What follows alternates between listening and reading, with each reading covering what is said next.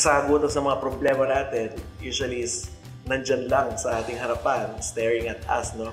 Under our noses actually. Well, ngayon nasa ibabaw natin. Mataas na mga bills, yeah. Dahil maraming mga appliances, maraming kinukonsumong kuryente. So, nag-a-add up yung lahat. So, kailangan magtipid-tipid. And, ayun nga, solar energy, solar power kailangan. So, kaya yun, nakapag-decide kami na mag-solar na.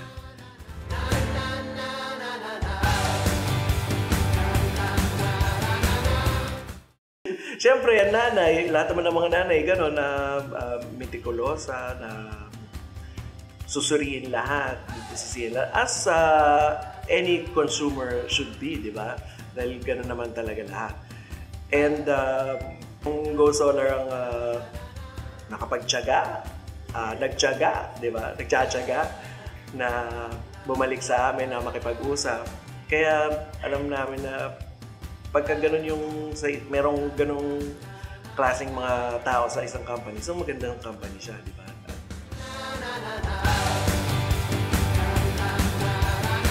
I think yung aircons. Madami kasi yung aircon sa taas. Sa kwarto ko pa lang, 3 na yun. Tapos, syempre, dito rin sa baba, meron din sila lahat.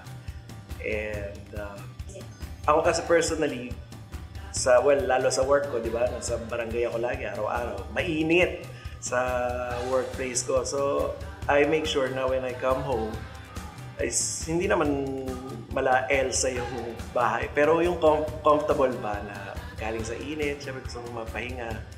Kasi syempre when you have a well-rested mind, yung work mo, mas maganda yung mapoproduce mong work. So,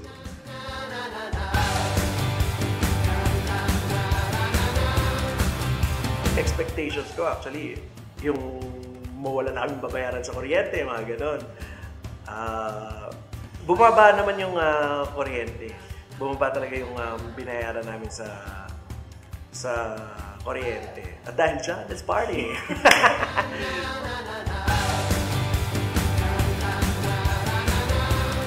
Hindi naman porket bumaba na yung kuryente, magwaldas ka na ng power, di ba? Buksan mo na kahit hindi mo naman kailangan. Ganun pa rin, nagtitipid pa rin. Bawal pa rin mag-aircon, charing. Hindi naman free lahat, no? So, pero ayun, significantly binabayado namin. And ayun, na-achieve ko yung siyempre komportable, nakapagtipid ka na, pero komportable ka sa bahay. Kuripot yan sa namin. Ibig sabihin, talagang abot kaya and reasonable talaga ang pricing. Ayun na gumagano.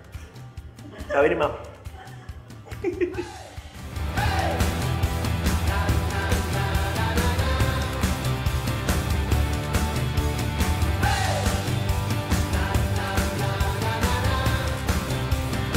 I would like to invite everyone to check out Go Solar Philippines, kanilang social media accounts, mga Facebook, Instagram, YouTube, TikTok, kanilang website.